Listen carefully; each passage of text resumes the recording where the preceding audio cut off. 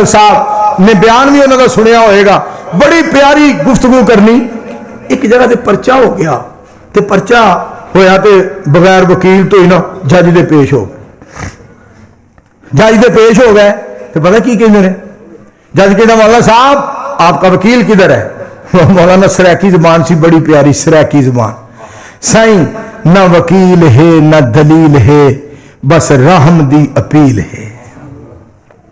साईं ना वकील है ना दलील है, बस रहम दी अपील है। जज रो पिया, कहते एक बार लफज फिर सुनाओ मैं। ना वकील है ना दलील है, साईं रहम दी अपील है।